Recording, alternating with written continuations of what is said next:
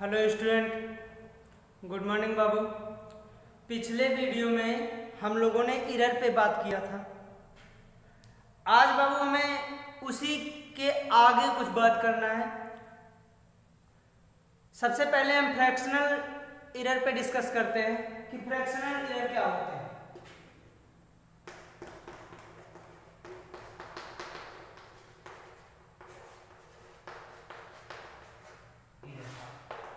Fractional error बाबू आपने error पढ़ा, mean absolute error पढ़ा, ठीक है, एब्सोल्यूट एरर पढ़ा, सब आप पढ़ चुके हो पिछले वीडियो में।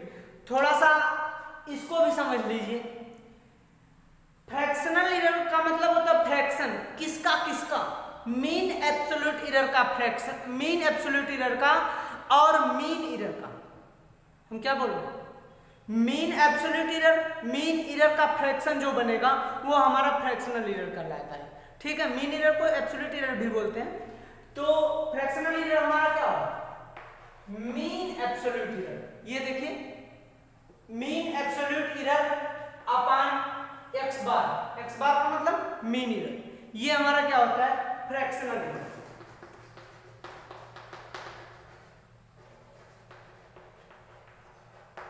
ये हमारे क्या है, ये हमारे फ्रैक्शनल एरर। तो अगर इसकी डिफिनेशन लिखने की बात की जाए तो क्या होगा, fractional error is ratio of mean absolute error and mean error, ठीक है। तो हम लिख देते हैं the ratio of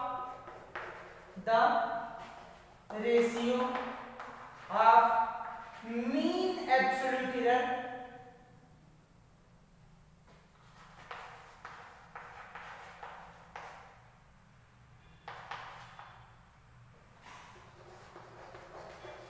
mean absolute error and mean error comma is called fractional error, fractional error. तो फ्रैक्शनल एरर को आप किस चीज से दिखा सकते हो, इसलिए fractional error is equal to delta x bar. यही तो भैया होता है, डेल्टा एक्स बार को ही तो मीन एब्सोल्यूट एरर कहते हैं, और मीन एरर को ये हो गए आपके मीन एब्सोल्यूट एरर। ये mean absolute error upon mean error क्या बनाता है, हमारा फ्रैक्शनल एरर बनाता है। अगर इसी में 100 से मल्टीप्लाई कर दें, यहीं पे आप हेडिंग डालिएगा परसेंटेज एरर,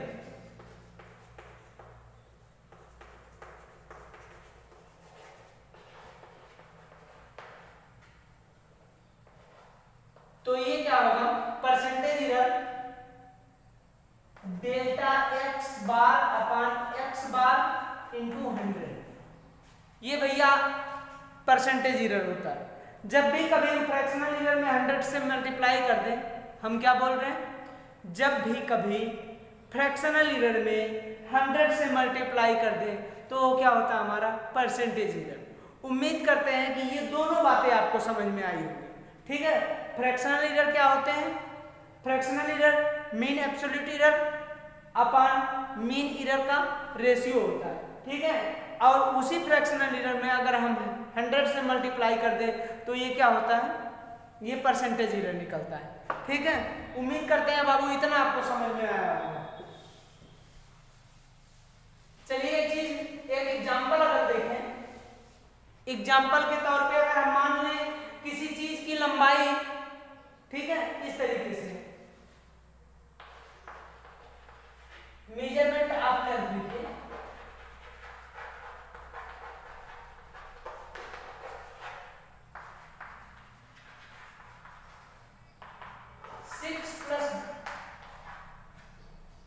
इस तरीके से प्लस माइनस। रिप्रेजेंटेशन आपको हमने पढ़ाया, रिप्रेजेंटेशन का मतलब जो रिप्रेजेंटेशन में जो एग्जैक्ट वैल्यू होती है उसके बाद मीन एब्सोल्यूट। देखिए ये मीन इसको एक्स बार से दिखाते हैं, इसको डेल्टा एक्स बार से दिखाते हैं, यही तो है रिप्रेजेंटेशन भैया।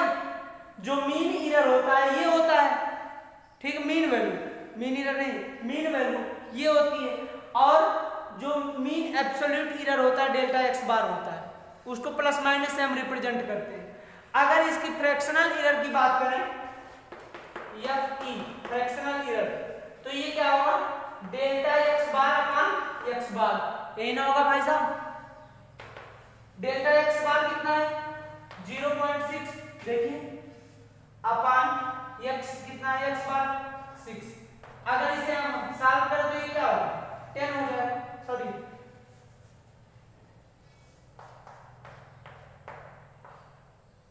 तो ये 0.1 क्या है, फ्रैक्शनल एरर आया 0.1 फ्रैक्शनल एरर। अब परसेंटेज एरर की बात करें तो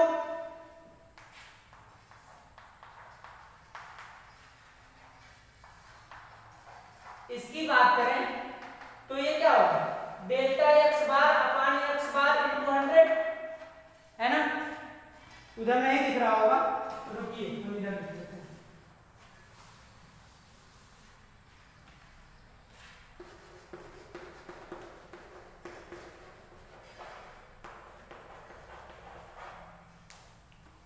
अगर हम परसेंटेज एरर की बात करें तो ये क्या होता है, delta x bar upon x bar into 100, भैया यही ना होता है।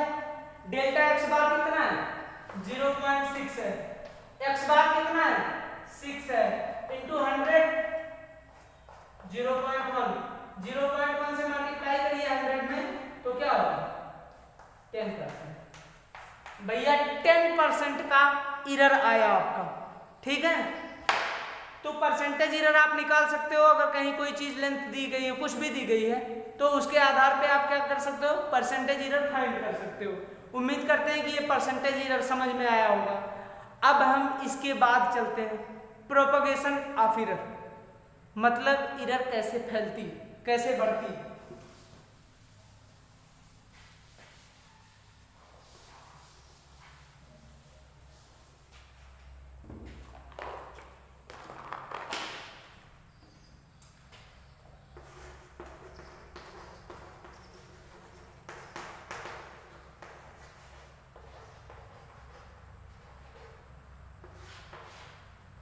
प्रोपोगेशन ऑफ एरर, तो आपको समझ में नहीं आ रहा होगा एरर चलेगी क्या, है ना, चलेगी यार, गलती है। जब एक जगह आप कोई सवाल लगाते हो, क्वेश्चन जब सॉल्व करते हो तो एक जगह गलती होती है तो रिजल्ट हमारा क्या होता है, गलत हो जाता है ना। ऊपर कहीं शुरू में गलती हो जाती है, पूरा सवाल पूरा एक से लेके लास्ट तक हर जगह गलतियां निकलती है। जैसे एक गंदी मछली क्या होती है, पूरे तालाब को गंदा कर देती है ना, उसी तरीके से एक छोटी सी एरर पूरा रिजल्ट को खराब कर देगा। तो ये किस तरीके से खराब करता है देखते हैं। पहला है इसका एडिशन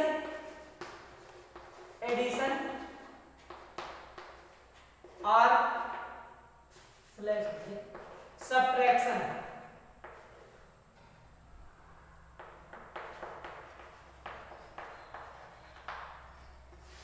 एडिशन या सब्ट्रैक्शन, है ना। देखो अगर कभी दो एरर दी गई है, ठीक है, कभी भी दो एरर दी गई है, उनको ऐड करना हो। जैसे हम मान लेते हैं कि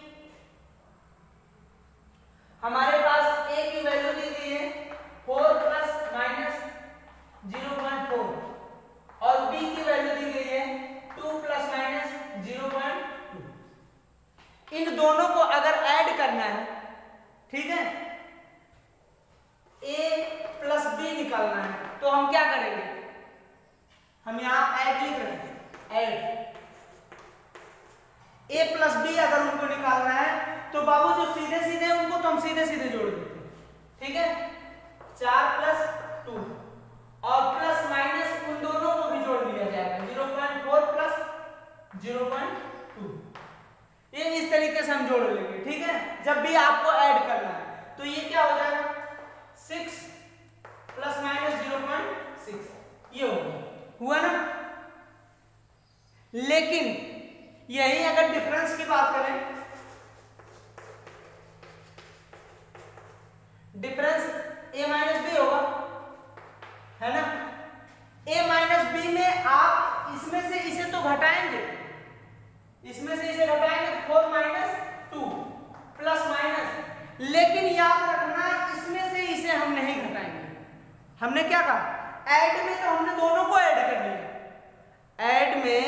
हमने दोनों को ऐड कर लिया, लेकिन डिफरेंस की बात जब आती है तो हम घटाते नहीं, इसको तो इसमें से घटा लेंगे लेकिन हम इसमें से इसमें नहीं घटाएंगे। क्यों नहीं घटाएंगे?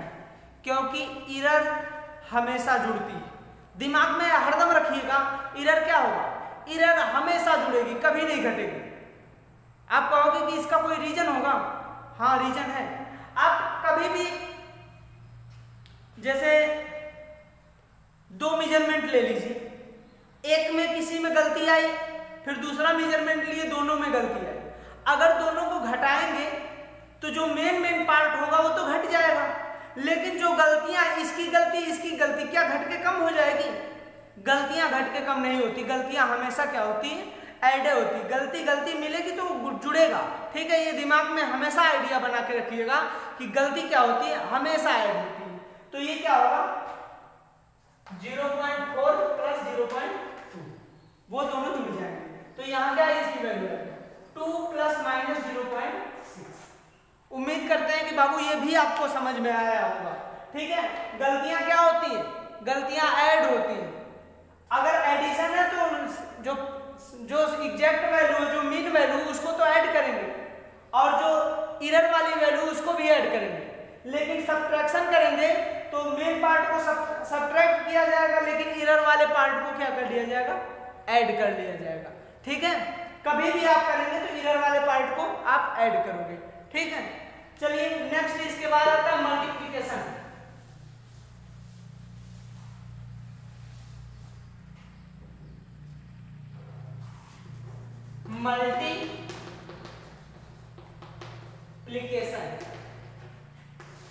भैया इसमें क्या होता है, मल्टीप्लिकेशन में एक सीधा सीधा फार्मूला आप जान लीजिए कि अगर दो चीजों का प्रोडक्ट आप कर रहे हो, ठीक है, यल भी मान लीजिए, अगर किसी चीज की लंबाई यल है और किसी चीज की बी, ठीक, तो इसकी एरिया क्या होगी, लंबाई, लेंथ इनटू ब्रेथ, इसकी एरिया होती है ना, किसी चीज की एरिया। हम एक एग्जांपल लिए हैं उधर, याद रखिएगा वो एग्जांपल है।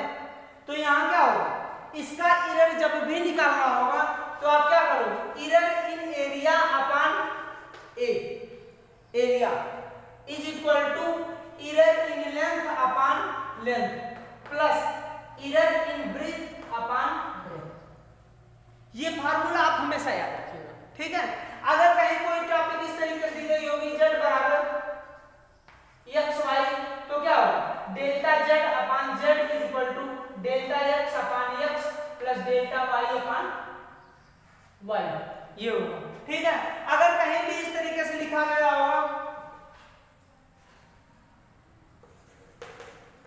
ए बी, तो delta x upon x delta a upon a plus delta b upon b, ये पॉजिटिव होगा, प्लस भी लिखना है आपको। अब कहोगे सर जी एरिया, इसमें हमें एरिया में क्या करना है, एरर निकालना है, ये इसका हम करेंगे क्या, अचार नहीं डालना, ठीक है, इसका कुछ प्रयोग कर लेते हैं, ठीक है। अभी आप देख लीजिए, मान लेते हैं कि किसी रेक्टेंगल की लेंथ ये सामने दी गई 4 प्लस माइनस 0.4 और उसकी ब्रेथ 2 प्लस 0.2 ये दी गई। तो इसकी एरिया अगर हमें निकालना है तो पहले तो आप क्या करोगे, एरिया वाला फार्मूला लगा दोगे। एरिया वाला फार्मूला लगाओगे तो क्या निकलेगा, यल की जगह पे ये यल होता है यल बार, और ये डेल्टा यल बार होता है, ठीक। ये क्या है, ये बी बार है और ये डेल्टा बी बार है, समझ में आई बात। तो इसके जगह हम क्या रखेंगे, 4 इंटू बी के जगह पे 2, मीन की बात चल रही, ठीक है। तो बार हर जगह लगाओ तो बात लगाना है, समझ जाइएगा, ये समझाने के लिए हम आपको लिखे हैं, ठीक है।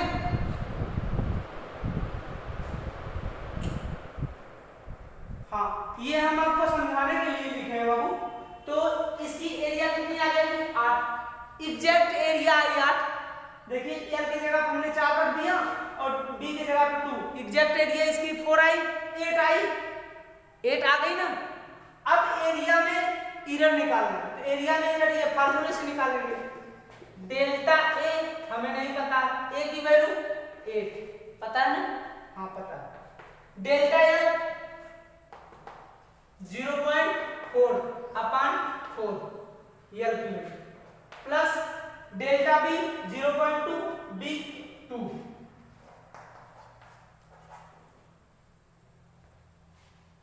तो चलिए इधर लिख देते हैं, डेल्टा ए अपान 8 0.1 बनेगा ये बाबू, 0.1 और वो भी 0.1।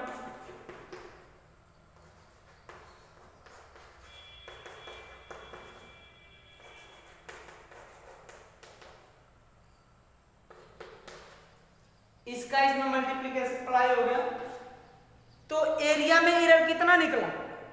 एरिया में एरर निकला 1.6 का। उम्मीद करते हैं ये समझ में आया होगा।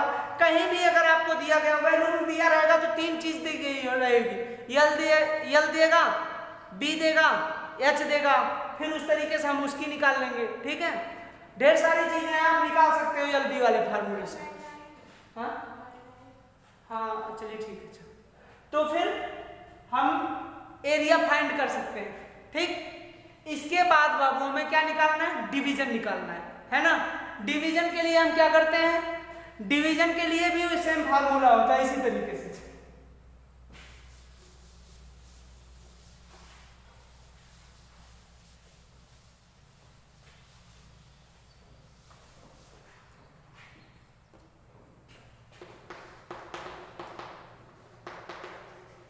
डिवीजन, अगर कोई फंक्शन हमारा ये इस तरीके से a अपान b, ठीक, तो इसके लिए अगर आपको y में एरर निकालना है तो ये भी होता है delta y upon y equal to delta a upon a plus delta b upon b। याद रखिएगा केवल एरर के लिए ऐसा होता है, यहाँ माइनस मत करिएगा क्योंकि एरर हमेशा ऐड होती है। दिमाग में रखिएगा एरर क्या होती है? हमेशा ऐड होती है। तो आप इसे बता सकते हो एरर कैसे निकाले जाएंगे। जैसे हम कोई एग्जांपल ले लेंगे तो उसके लिए भी वही काम करेंगे। ठीक है, तो ये उम्मीद करते हैं कि समझ में आया होगा। एक और टॉपिक आपके पास सामने आएगा जो पावर में होती है। ठीक है, पावर वाली चीजें अगले दिन हम अगले वीडियो के साथ बताएंगे। ठीक है, उसमें जितनी पावर होती है आगे आ जाती है, बाकी एरर इसी तरीके से फाइंड करते चले जाते हैं। उम्मीद करते हैं बाबू ये समझ में आया होगा आपको। चलिए मिलते हैं नेक्स्ट वीडियो में अगले टॉपिक के साथ। Thank you.